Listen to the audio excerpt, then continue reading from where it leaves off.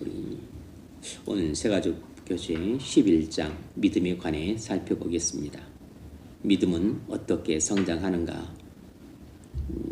세 장으로 이루어져 있는데 오늘은 1장 믿음의 정의에 관해서만 간략히 살펴보겠습니다. 어떤 사람들은 교회를 오랫동안 다니지만 믿음이 자라지 않습니다. 그래서 신앙생활에 흥미를 느끼지 못하고 게을리합니다. 왜 믿음이 자라지 않을까요? 믿음이 자라지 않는 데에는 다 이유가 있습니다. 어떻게 신앙생활을 해야 믿음이 자랍니까? 너나 할 것 없이 우리가 공통적으로 다 안고 있는 고민입니다. 다 우리가 한두 번쯤은 또 생각해 본 문제입니다. 어떻게 해야 믿음이 자랄까? 자, 오늘은 믿음의 정의에 관해서만 잠깐 살펴보겠습니다. 1. 믿음이란 무엇인가? 첫 번째로 믿음이란 예수님을 구주로 영접하는 것입니다. 요한복음 1장 12절 영접하는 자, 곧 그 이름을 믿는 자들에게는 하나님의 자녀가 되는 권세를 주셨으니. 믿음이란 예수님이 하나님의 아들이시요 나를 구원하신 구주이심을 받아들이는 것입니다. 예수님은 본디 하나님의 아들로서 사람이 되셔서 십자가에서 나의 모든 죄를 대속하신 구주이십니다. 바로 주 예수 그리스도를 믿는 것이 기독교 신앙입니다. 믿음이 무엇이냐? 그러면 첫 번째로 예수님을 구주로 영접하는 것이다 라고 말할 수 있습니다. 믿음이란 말은 내 정의, 사전적 정의는 또 다른 것이 있겠죠. 그런데 성경에서 말하는 믿음, 기독교에서 말하는 믿음은 예수님을 나의 구주로 믿는 것입니다. 성경이 말하는 믿음은 예수님을 구주로 영접하는 것입니다. 또 두 번째로 믿음이란 뭔가? 믿음이란 하나님을 신뢰하는 것입니다. 창세기 15장 6절 아브라함이 여호와를 믿으니 여호와께서 이를 그의 의로 여기시고.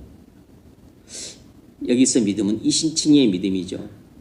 믿음이란 하나님을 믿고 의탁하는 것입니다. 믿음이란 하나님을 신뢰하는 것입니다. 아브라함은 하나님을 신뢰했습니다. 아브라함은 하나님의 말씀을 믿고 자신의 모든 인생을 맡겼습니다.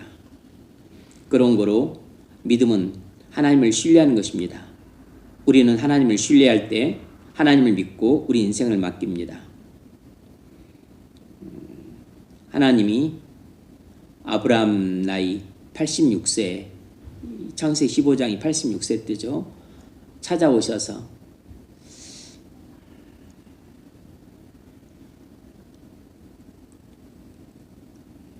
네 자손이 하늘의 별처럼 바닷가의 모래처럼 많을 것이다. 이렇게 말했을 때 그 상황은 도저히 하나님 말씀을 믿을 수 없는 상황이었습니다. 왜냐하면 하나님께서 아브라함에게 네 자손에게 가나안 땅을 주겠다는 약속을 하신 지 75세 때 하셨으니까 벌써 11년이 훌쩍 지났음에도 불구하고 자손이 많기는커녕 자식 하나 없었습니다. 그래서 종의 자식을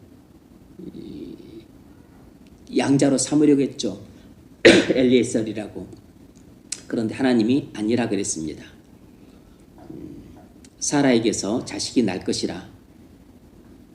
그에게서 난 자만 내 자손이라 칭할 것이라고 말씀은 하나님이 계속 하셨는데 문제는 자손은커녕 손주들은커녕 문제는 자식이 한 명도 없었다는 것이죠.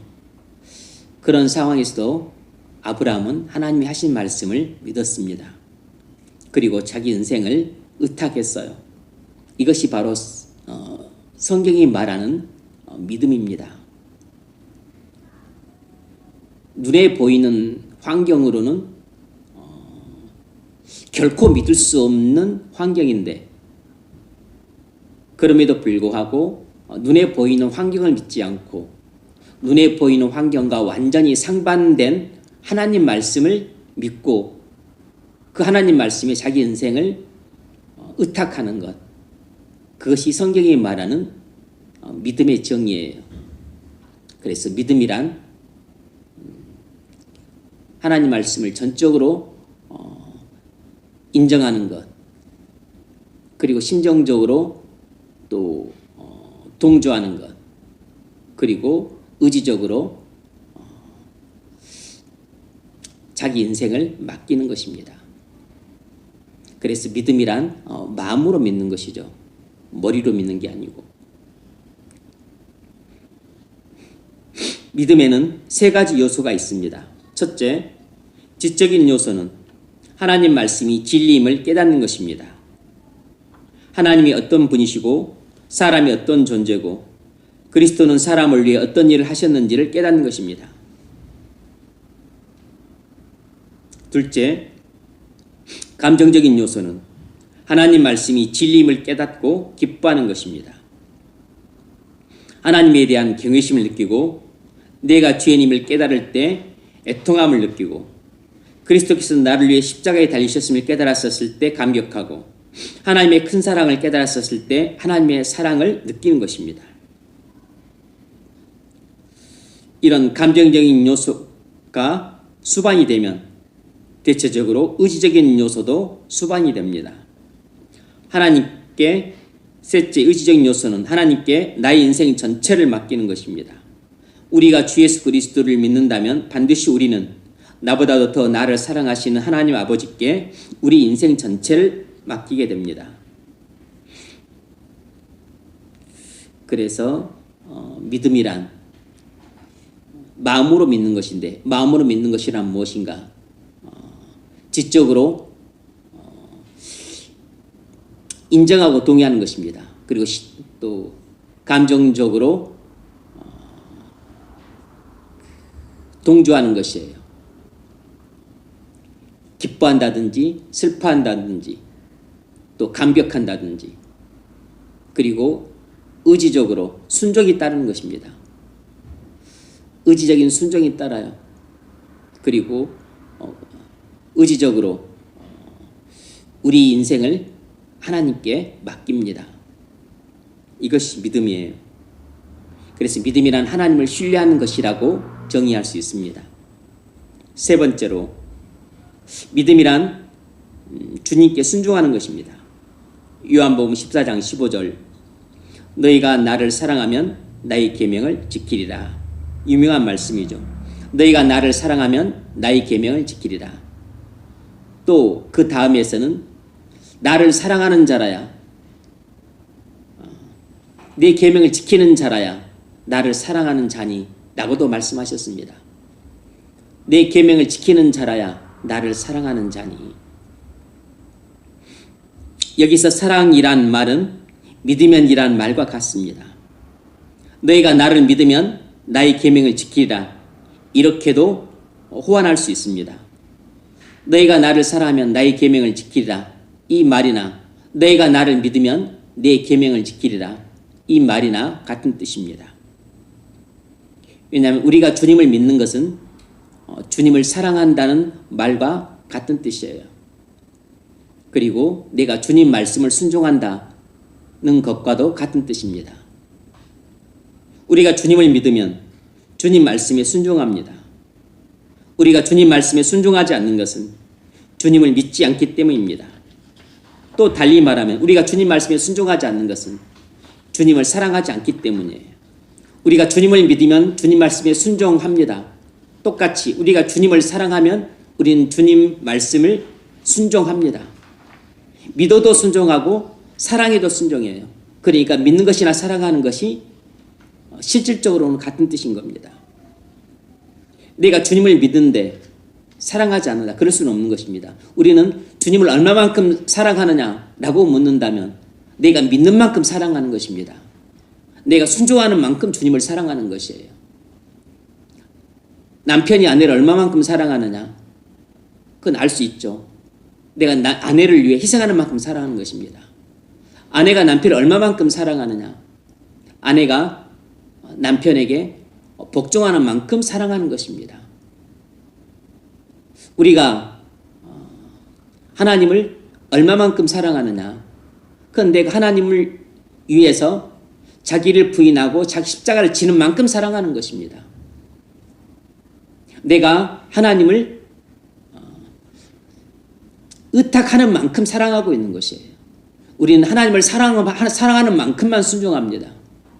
절대로 사랑을 넘어서 순종할 수가 없어요.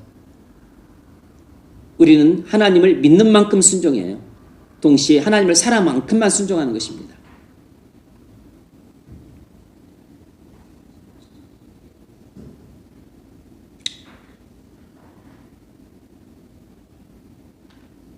누군가가 물에 빠졌어요.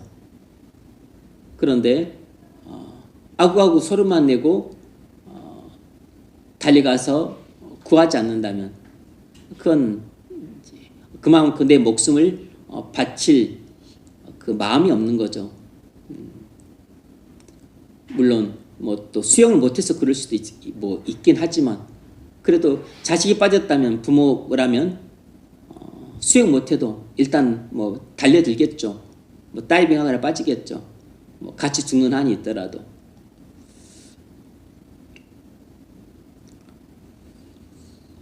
믿음은 곧 순종입니다. 순종이 없는 믿음은 믿음이 아닙니다.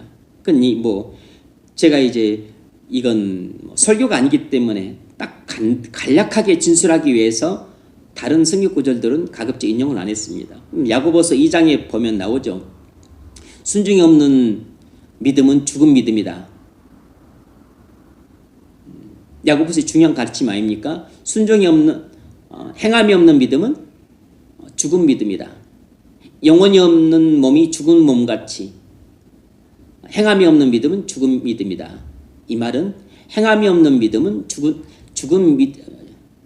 믿음이다. 이 말은 무슨 뜻이냐면 순종하지 않는 믿음은 믿음이 아니다 라는 뜻이에요.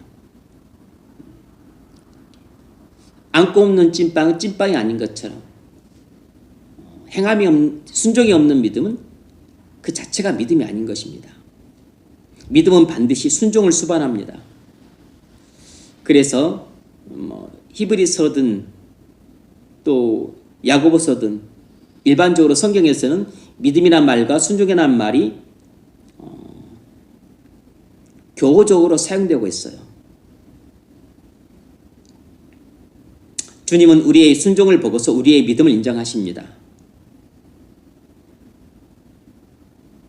믿음은 반드시 순종으로 나타납니다. 요점 정리. 믿음이란 하나님의 인격과 말씀과 사역이 이해되지 않을지라도 무조건 전적으로 신뢰하는 것입니다. 이해돼야만 내가 그것을 받아들이겠다. 그것은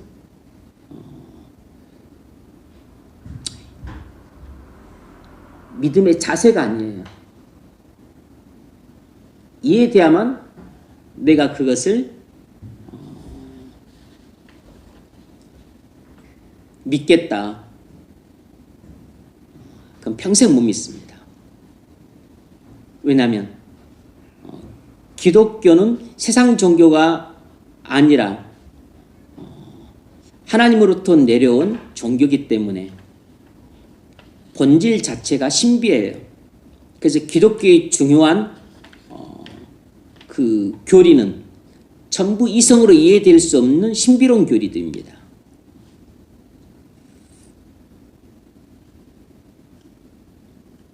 삼일체 교리와 그리스도 양성 교리가 기독교의 양대 교리인데 이 두 교리 다 이성적으로 이해될 수 있는 교리가 아니에요. 전부 신비에 속한 교리입니다. 그래서 기독교에 있어서 중요한 교리는 전부 이해될 수 없는 교리들이에요.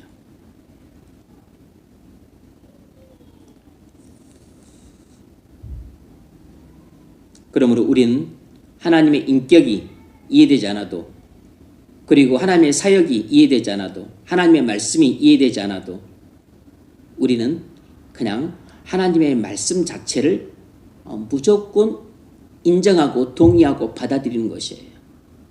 그것이 믿음입니다. 그래서 믿음은 바라는 것들의 실상이요라고 말한 것입니다. 보지 못하는 것들의 증거라고 말하고 있는 것이에요. 우리가 본 적이 없지만 그게 마음으로 믿어지면 그게 증거인 겁니다. 그게 손에 잡히는 거 없지만 우리가 마음으로 소망하는 것의 진짜 실상인 것이에요. 오늘은 믿음의 정의에 관해서만 잠깐 살펴봤습니다.